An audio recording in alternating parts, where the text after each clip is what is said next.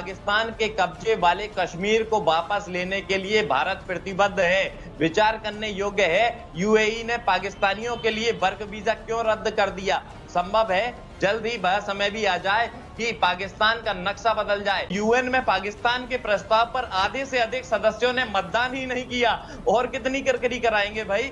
52 देशों के प्रतिनिधि आपके प्रस्ताव पर ही अनुपस्थित रहे और आप अंतरराष्ट्रीय बिरादरी की बात करते हैं। क्या इज्जत है? थोड़ा तो लिहाज कीजिए, थोड़ा तो लिहाज कर लिया कीजिए। गुफ्तगू का आगाज में दुबे जी आपसे करना चाहूंगी। दुबे जी, ओआईसी वज़ीर ख़ारजा की काउंसिल ने भी कश्मीर में जो बर्बरियत हो रही है उसकी मजम्मती करारदाद मंजूर कर ली है। क्या अब आपको ऐसा नहीं लगता कि भारत दुनिया में तन्हा होता जा रहा है? देखिए, मैं कहूँ आपसे, किसी ने बहुत खूब कहा है, हदे गमे हस्ती से गुजर क्यों नहीं जाते, जीना नहीं आता तो मर क्यों नहीं जाते। मंजिल को पाना है तो तूफान भी मिलेंगे, डर अगर है तो कश्ती से उतर क्यों नहीं जाते। इमरान इन दिनों डरे हुए हैं, लेकिन सत्ता छोड़कर कश्ती से उतरने को तैयार नहीं। जाहिर है जब धकिया दिए जाएंगे तो डूब जाएंगे। जब हिंदुस्तान से पाकिस्तान अलग किया गया था तब तस्वीर कुछ और थी, अब तस्वीर कुछ और है। आजादी के बाद सत्ता के सिंहासन की सवारी करने वालों ने पाकिस्तान को नर्क बना डाला है और गली गली आतंकी विश्वविद्यालय खुलवा दिए हैं। आप बात करते हैं अंतरराष्ट्रीय जिस मंच की, उस मंच ने आज तक उइगर मुसलमानों पर किए जा रहे चीन के अत्याचार के बारे में कभी कुछ नहीं बोला। तो ऐसा नहीं होता कि दो भाषिया रवैया नहीं चल सकता। जब कभी सत्ता खतरे में पाकिस्तान में नजर आती है, सरकार को, इमरान खान को भारत विरोधी नफरत के इंजेक्शन अवाम को लगाया जाता है। जरा भी रहम पाकिस्तानी अवाम के दिलों में क्यों नहीं जागती? मैं पूछना चाहता हूं इमरान खान जी से, नफरत की आग में झोंककर क्यों पाकिस्तानी हुकूमत अवाम का शोषण करना चाहती है? मुद्दों से ध्यान भटकाकर गाला बिस्किट जैसे ये तो आपकी बीजेपी की गवर्नमेंट करती है, नरेंद्र मोदी करते हैं अपने जनता के साथ। ये तो नरेंद्र मोदी साहब करते हैं, आप गलत नाम ले गए। आप कह रहे हैं पाकिस्तान के प्राइम मिनिस्टर ऐसा करते हैं। नहीं मचाई जाती। याद कीजिए आईएसआई के पूर्व प्रमुख लेफ्टिनेंट जनरल दुरानी के इंटरव्यू को, उन्होंने क्या कहा? उन्होंने भी साफ तौर पर यही माना कि पाकिस्तान को भारत से खतरा नहीं है, बल्कि उसे अपने भीतर की समस्याओं से निपटने की जरूरत है। क्या आपके पूर्व अधिकारी आईएसआई के झूठ बोलेंगे? आप बोल दीजिए कि आपके अधिकारी झूठे हैं। नहीं, आपके एक अधिकारी ने जैसे तैसे कर सच बोला है, पहली बार सच बोला है। आप खुलकर बोलिए, क्यों पाकिस्तानी अवाम परेशान है? बार बार सीज फायर उल्लंघन करके भारत की तरफ आंख दिखाने वाले इस बात को जरूर याद कर ले कि इसी दिसंबर के महीने में महज 13 दिनों में बांग्लादेश ने जन्म लिया था।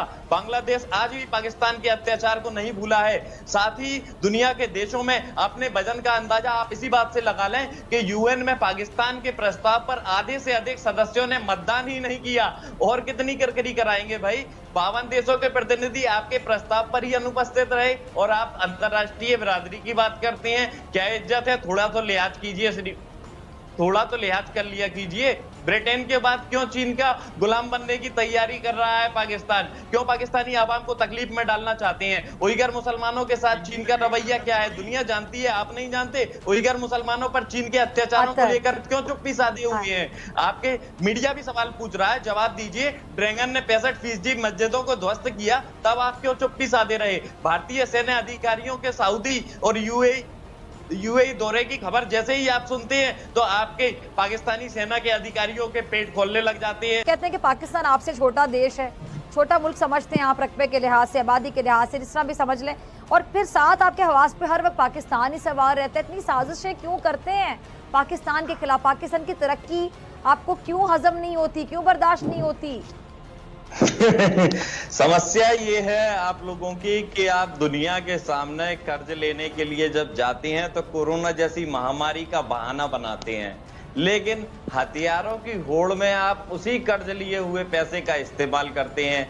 इमरान खान दुनिया में गाना गाते घूम रहे हैं कि इस समय हमारे जैसे छोटे मुल्क को राहत मिलनी चाहिए, कर्ज अदायगी में कुछ रियायत मिलनी चाहिए, लेकिन नहीं, हथियारों की होड़ में पाकिस्तान हमेशा आगे है, पॉल्यूशन फैलाने में पाकिस्तान हमेशा आगे है। अंतरराष्ट्रीय समस्या सबसे बड़ी आतंकवाद, जिस पर कभी ध्यान नहीं दिया जाएगा, लेकिन पाकिस्तान में उसका लालन पालन जरूर किया जाएगा। क्यों नहीं पाकिस्तान में आतंक के खिलाफ कड़ी कार्रवाई की जाती? क्यों पाकिस्तानी सेना लादेन को नहीं मार पाई, जबकि वो वहीं छुपा बैठा था? अगर आतंक के खिलाफ लगाम लगाने में आपका देश सक्षम नहीं है, तो आप भारत से आतंक के खिलाफ कार्रवाई में सहयोग के लिए गुहार लगा सकते हैं, शायद आपको मदद मिल जाए। लेकिन मुश्किल ये है कि आतंक से लड़ने की इच्छा शक्ति इमरान सरकार के पास नहीं, इमरान खान के पास नहीं। और जान लीजिए कि बिगड़ैल बेटों को सुधारना भारत वालों को अच्छी तरह आता है। अब कुछ ढका छुपा नहीं है, पूरी दुनिया ने तस्वीर देखी है। अभी कुछ देर पहले आप वीडियो की बात कर रही थी, आपके देश का वीडियो वायरल हुआ है। पूरी दुनिया ने देखा कि कैसे दूल्हे को एक शादी में AK-47 राइफल दहशतगर्दी के लिए खून बहाने को दी जाती है। मौजूदा हालात में इमरान डरे हुए हैं। जब उनकी तानाशाही का विरोध तेज होने लगा, तो उन्होंने विरोधियों को बिना किसी आरोप गायब कराना शुरू कर दिया और मानवाधिकार की धज्जियां उड़ाना शुरू कर दी। लेकिन ये खेल अब ज्यादा दिन नहीं चलेगा।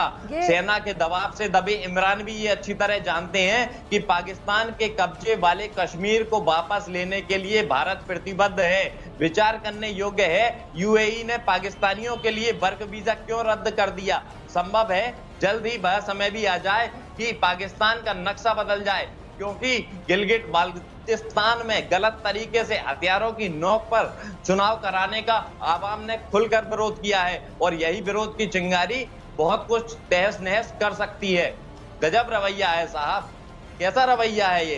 कोरोना के नाम पर दुनिया से कर्ज मुक्ति की गुहार लगाते हैं और हथियारों को होड़ में सबसे आगे